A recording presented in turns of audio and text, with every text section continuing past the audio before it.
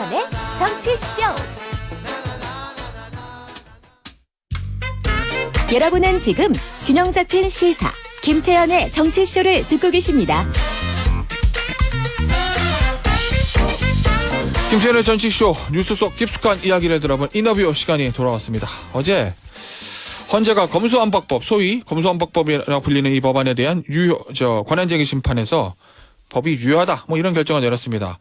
이 권한쟁의 심판 결과에 따라서 여야의 온도차가 달랐는데 오늘은 태영호 국민의힘 최고위원과 이야기를 나눠보도록 하겠습니다. 의원님 안녕하세요. 네, 안녕하세요. 의원님 늦었지만 축하드립니다. 네. 저 감사합니다. 그날 전당대회 날 아침에 저희랑 인터뷰하고 그러게요. 바로 가셔가지고 당선되셨어요. 여기서 길을 좀 바꾸고 간 것 같아요. 아유, 축하드리고요. 예. 앞으로 좋은 의정활동 하시기를 제가 많이 좀 응원해 주세요. 예. 이 어제 예. 헌재 소위 검수완박법안 요거의 권한쟁의 심판에 대한 결정 이거 어떻게 보셨어요? 저는 이거 우리 국민들이 사법제도에 대한 신뢰를 무너뜨리는 이런 결정이었다. 저는 이렇게 봅니다. 예. 아니, 한번 어제 저 헌재의 결정을 한번 들어보세요. 얼마나 모순되는구나. 심의 표결권은 침해됐다. 그건 인정했어요. 네. 그런데 법안은 유효하다. 아니, 이게 도대체 무슨 얘기입니까? 우리가 법을 만들 때 그 법을 만드는 절차를 왜 명시해 놓고 그 절차를 지킬 걸 요구합니까? 아무리 좋은 법안도 그 법안을 만드는 과정에서 여러 가지 문제성이 있다면 그 법안 자체를 우리가 문제제해야 됩니다. 그런데 이번에 수사권 축소 이 법안을 놓고 보면 절차에서 상당히 문제가 있었거든요. 네. 우선 꼼수 탈당이라는 그런 일이 있었고 그다음에 이것이 논의 과정을 통해서 바로 직회부되고 이런 과정이 계속 반복됐습니다. 그런데 이런 걸 헌재가 바로 가려주지 않는다면 앞으로 이런 우회 폭고 이런 게 계속 이거 면죄부를 주는 겁니다. 우리가 민주주의라는 건 그렇지 않습니까? 삼권을 분립해서 힘을 한 것에 집중되지 않도록 빼놓고 또 국회 안에서도 다수라는 걸 이용해서 이렇게 복권을 하지 못하도록 상임위도 만들고 그 안에 법안 소위도 만드는 거예요. 그런데 이런 절차에서 문제가 있었다. 이건 헌재가 인정했어요. 네, 그렇지만 법은 유효하다. 이게 서로 모순되는 저는 어떻게 헌재가 이런 결정을 내릴 수 있는지 저도 어제 깜짝 놀랐습니다. 예. 근데 어차피 헌법재판소의 결과는 나온 거고 예. 또 소위 말해서 국민의힘이 패소한 거잖아요. 결과적으로는요. 결과적으로는 그렇게 봐야 예. 되겠죠. 근데 그러니까 이제 민주당 쪽에서는 이 검수완박법의 유효 인정을 두고서 윤석열 대통령 사과, 그다음 한동훈 장관의 즉각 사퇴 이런 거를 요구하기도 하던데 이 지도부에서 어떻게 보셨어요? 민주당 저는 어제 그 결정은 헌재의 결정이었다기보다는 저는 이건 정치적 결정이라고 저는 다분히 보고 있습니다. 정치적 결정이요? 네. 그래서 어제 우리 당대표가 이거 정치재판이다 이렇게까지 이야기했는데요. 아니 이런 과정에 대해서 왜 대통령이 사과하고 한동훈 장관이 사퇴해야 됩니까? 저는 이 헌재의 결정을 가지고도 또 다시 민주당이 이걸 정쟁화하는 거 이러면 안 된다고 생각합니다. 네. 알겠습니다. 요 얘기는 여기서 마무리하고요. 이 얘기 좀 해볼게요. 네. 하영재 의원 체포동의안. 요게 이제 30일 표결 예정인데 가결이 당론이다. 네. 사실상 당론 이런 얘기도 나오고 국민의힘 의원 52명이 불체포 특권 포기 서약 요거까지 하던데 요 움직임은 어떻게 해석해야 되나요? 그 불체포 특권 포기 이거는 저희 당이 일관한 당론입니다. 이번 하영재 의원 건을 놓고 우리가 이런 입장을 급조해서 발표한 게 아니고 네. 그렇기 때문에 모든 우리 당 의원들이 이 표결 시에 불체포 특권 포기라는 우리 당론을 많이 생각하고 자율적으로 결정할 거다. 저는 이렇게 생각합니다. 아직 당론으로 확정된 건 없습니다.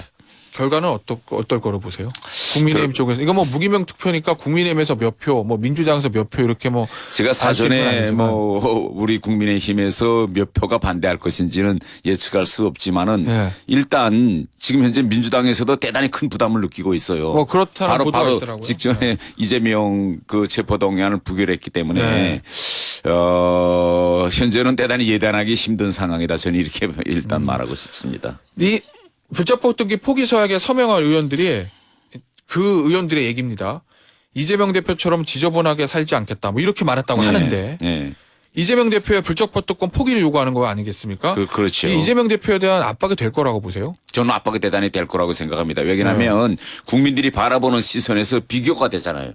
예, 다 같이 기소된 건인데 그렇기 때문에 저는 이 계기를 통해서 이재명 대표가 이제라도 이제 검찰에서 지금 여러 가지 영장 이제 발부할 것이 계속 기다리고 있거든요. 네. 다음번에는 이재명 대표의 체포동의안이 통과되지 않을까 저는 이런 기대도 가져봅니다. 그 이재명 대표의 대장동 의혹에 관련해서 검찰이 불구속 기소를 했는데 예. 그날 민주당 당무위원회에서는 이재명 대표의 대표적 유지 결정을 내렸고 뭐 예. 비명계 의원들은 조금 뭐 볼멘소리 하는 것 같다는 보도가 나옵니다. 예. 민주당이 이런 결정을 어떻게 보셨어요?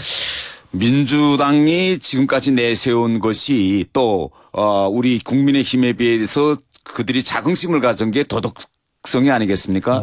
예. 그렇기 때문에 민주당은 이렇게 우리는 도덕적으로 아주 우월한 당이라는 걸 보여주는 게 바로 당원 80조입니다. 그런데 80조에는 기소되면 즉시 당무를 내려놓게 돼 있어요. 그런데 어제 이번에 같은 경우에는 이재명 대표가 기소되자마자 10시간 만에 이걸 급기야 처리했거든요. 그러니까 우선 첫째 절차적으로 대단히 큰 문제가 있습니다. 적어도 이러한 결정을 내리기 전에 충분히 공소장을 보면서 생각할 여유를 줘야 됩니다. 그런데 그런 절차를 지키지 않았고 지금 이 결정 과정에 대해서도 지금 수많은 이의가 나오지 않습니까? 처음에는 전원 합의했다고 했다가 그 후에 반대하는 또 의원도 있었다고 하고 지금 많은 권리당 의원들이 바로 이 직무 정지 여기에 대해서 지금 가처분 신청도 한 이런 상태거든요. 더 큰 문제는 이재명 대표뿐만 아니라 지금 거기에 기동민 의원이라든가 이수진 의원도 지금 기소된 상태입니다. 그럼 이 사람들이 당문 이거 지금 어떡할 건데 그러면 이게 또 새로 내로남불로 비춰질 수 있습니다. 그래서 일단 도덕성을 과시하기 위해서 만든 당원이면 그게 대표든 또 일반 당원이든 저는 똑같은 당원이 적용돼야 된다. 저는 이렇게 생각합니다. 알겠습니다. 의원님 나오셨으니까 이 북한 문제를 안 물어볼 네. 수가 없습니다. 이 한미연합연습 소위 말하는 요 자유의 방패라는 이 훈련 이 기간에 전략순항미사일 핵탄두 모의 공격 폭발 실험 핵무인 수중 공격정 폭발 실험 뭐 이름도 어렵습니다. 네. 예, 이런 걸 진행했고요. 이종석 국방장관은 최근에 북한의 핵탄두 소형화가 상당히 진전됐을 것으로 평가한다 이렇게 얘기하던데 의원님 보시기엔 어떠세요? 우선 첫째로 우리가 좀 주목해 봐야 될 게 최근에 매우 짧은 시간에 북한의 전술 핵무기와 핵탄두 그다음에 미사일 기술이 대단히 빠른 속도로 진전되고 있어요. 이번에 오늘 아침에 나온 자료도 보더라도 가장 큰 진전이 바로 공중 핵폭발 모의 실험 성공했다는 거 아닙니까? 이게 지금 어마어마한 거거든요. 그다음에 오늘 나온 건 핵무인 수중 공격정에서 수중 폭발 시험을 했다는 것도 또 성공했다는 겁니다. 그래서 저는 이런 생각을 우리 아마 국방부 지금에서는 오늘 아침에 이렇게 생각할 거예요. 야 이거 드디어 올 것이 오nu나. 이게 무슨 이야기인가 하면 북한이 지금까지 우리를 향해서 도발 유형을 보면 하늘에서 무인기 들여보냈죠. 우리가 가장 취약한 점을 딱 찔렀습니다. 그다음에 바다에서는 지금까지 바다와 육지에서는 서해 쪽에서 많이 있었습니다. 뭐 천안함 폭침이라든가 연평도 포격이라든가 이런 거 있었는데 다음번은 어딜까라고 생각했는데 오늘 북한이 발표한 이 핵무인 수중 공격 이거는 동해 쪽입니다. 네. 왜 동해 쪽인가 하면요. 우리가 한반도에서 전쟁이 일어났다라고 가상해 볼 때 미국의 대부분 전략 자산들과 항공모함 이게 동해에서 오고 있어요. 동해에서 오고 있는데 이걸 북한이 어떻게 대응할 거냐. 이게 가장 큰 궁금증이었는데 바로 오늘 북한이 발표했습니다. 만약 동해로 이제 큰 함선들이나 잠수함들이 올 때 바로 동해에서 수중에서 폭발시켜 가지고 방사능 해일이라는 걸 만들겠다. 이거거든요. 그래서 이거 지금 앞으로 그러면 이거 우리가 어떻게 대응할까? 이게 새로운 큰 이제 고민거리가 생겼습니다. 알겠습니다. 이 북한의 내밀한 상황들은 사실은 대한민국 정치권에서 우리 태용호 의원님만큼 잘 알고 계시는 분이 없을 거기 아니, 때문에. 근데 이게 묘한 게요. 어제 저하고 한기호 의원하고 네. 야 이거 앞으로 미국 이제 그 항공모함이라든가 잠수함이 올 때 북한이 가만히 있을까 어떻게 대응할까 어제 오후에 우리 그러면서 필경 이번에 동해 쪽에서 일칠 거다 했는데 바로 오늘 아침에 나왔더라고. 예. 이게 지금 국회에서 지금 또 국방부에서 대단히 지금 논의되고 있는 문제인데 드디어 이게 오늘 아침 터진 겁니다. 알겠습니다. 북한이 미사일 발사할 때마다 김정은 총비서의 딸 김주애 이 사람이 동행을 하잖아요.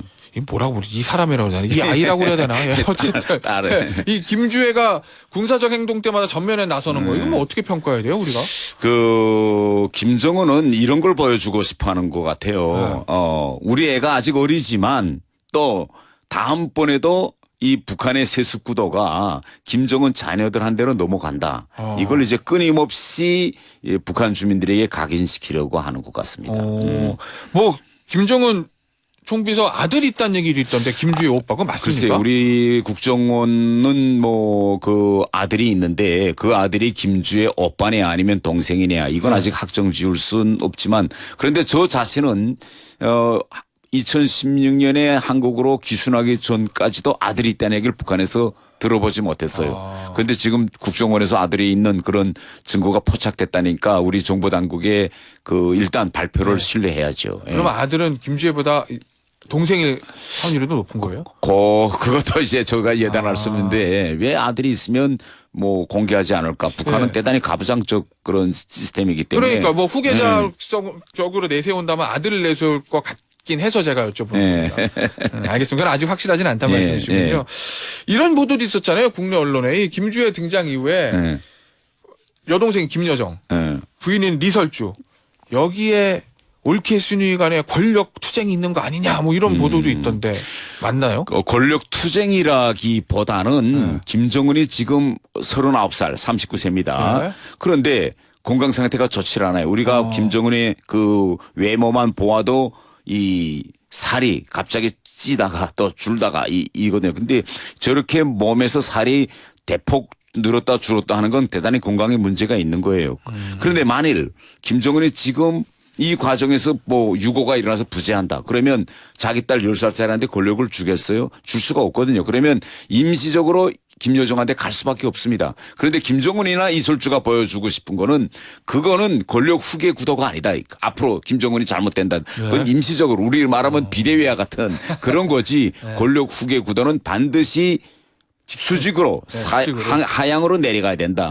이런 권력 구대 로드맵을 아마 계속 지금 보여주려는 것 같아요. 알겠습니다. 이제 김주애 얘기 하나 더 볼게요. 네. 왜냐하면 워낙 어린아이가 전면에 등장해가지고 우리 언론에서 또 관심이 좀 많은 것 같더라고요.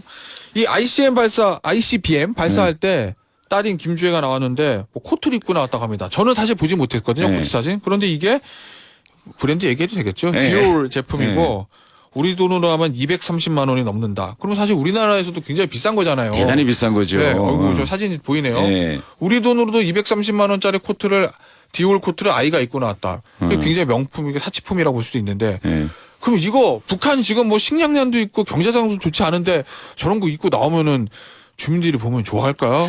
제가 말하고 싶은 거는 우리는 저걸 사진으로 탁 보는 순간에 야 정말 비싼 거 입고 나왔네라고 딱 보잖아. 왜? 우리는 명품 상전이 많으니까. 저는 몰랐습니다만은 언론에서 찾아냈어요. 그런데 북한 주민들은요 일반적으로 저렇게 비싼 명품인 줄 몰라요. 그런데 저는 저 사진을 보면서 제가 좀 의아했던 게 오히려 북한의 주민들이나 또 김주애 동년배 애들은 저 코트보다는 김주애 머리에 대단히 신경 쓸 것 같아요. 코트는 어차피 어떤 제품인지 모르니까 뭐 위화감을 느낄 것도 없는데 그렇죠. 머리 스타일이요? 네, 머리 스타일. 왜냐하면 왜요? 북한에서는요 초등학교, 중학교, 고등학교 때 남자는 머리를 어떻게 해야 되고 여자는 머리를 몇 센치 기를 수 있다는 게 딱 정해져 있습니다. 두발 자유가 안 됐군요. 그래서 북한에서는 이걸 단발이라고 하는데 여자애들의 경우에는 그런데 저렇게 머리를 길렀잖아요. 그러니까 난 저걸 보는 순간에 내일부터 교사들이 학생들이 저걸 어떻게 설명할까. 북한에서도 여학생들이 머리에 대단히 신경 쓰는데 선생님 저 김정은 최고 지도자의 딸은 저렇게 머리를 길게 치렁치렁하게 기르는데 저희도 그러면 길러도 되는 건가? 왜 김정은과 그 딸이 표본이 아니겠습니까? 그러면 교사가 이걸 어떻게 설명할 건지. 그리고 애들 속에서도 아니 그럼 김정은의 딸은 되고 우리는 안 되는 거야? 왜 우리는 이렇게 머리를 짧게 잘라야 돼? 이런 엄청난 내부 뭐 공개적으로는 안 하겠지만 내부 그런 혼란이 있을 거다. 저는 이렇게 생각합니다. 왜 저렇게 김정은이가 저렇게 무리수를 두는지. 그래서 제가 지금 생각하는 건 뭔가 하면 저게 그런 거 아니에요? 어차피 저건 백두혈통이니까 우리 일반 국민이랑 다르잖아요. 그러니까 머리 길러도 된다. 된다기보다 그래서 그냥 기르고 나온 게 아닐까 하는 생각도 드네요. 저런 옷보다도 머리 이런 데 대단히 신경 쓰거든요. 네. 애들은. 네. 그래서 저는 저런 것이 오히려 북한 내부의 위화감을 저는 만들고 있다. 저는 이렇게 봅니다. 알겠습니다. 의원님 마지막으로 하나만 네. 더 여쭤볼게요. 얼마 전에 저 미사일 발사하는 사진 네. 그 옆에 보면 마스크 쓰고 선글라스 낀 사람 있잖아요. 얼굴 안 나온 사람. 저 사람 누굽니까? 저 사람이 누구고 어떤 일을 수행하는지는 제가 여기 잘 이렇게 딱 단도직입적으로 뭐다라고 말할 수는 없는데 네. 저렇게 마스크와 선글라스를 낀 거는 네. 저건 해외와 연결된 사람입니다. 해외? 예. 아. 왜 비행기를 타고 그 어딘가 자주 다니는 사람인데 네. 그러다가 체포되면 큰일이니까 잡히면 그러니까 저 사람은 이 미사일 개발과 관련된 아주 중요 직책에 있는 사람일 겁니다. 근데 북한은 일반적으로 저렇게 미사일 개발과 관련된 사람들이 해외에 나갈 때는 예. 이름도 다 바꾸고 아, 그래요? 생년월일 몽땅 다 바꾸거든요. 그런데 얼굴은 바꿀 수 없잖아요. 네. 여권에 그 사진을 붙여야 네. 되니까 비자 신청 때. 그래서 필경 미사일 개발을 위해서 해외를 다니고 있는 사람이다. 저는 이렇게 생각합니다. 알겠습니다. 야, 역시 뭐 북한 얘기는 태영호 의원 모시고 얘기해야 아주 생생한 이야기를 들을 수 있는 것 같네요. 네. 오늘 인터뷰는 여기서 마무리하도록 하겠습니다. 네, 많이 자주 불러주세요. 지금까지 국민의힘의 최고위원이신 태영호 의원이셨습니다. 의원님은 나와주셔서 감사합니다. 예, 감사합니다.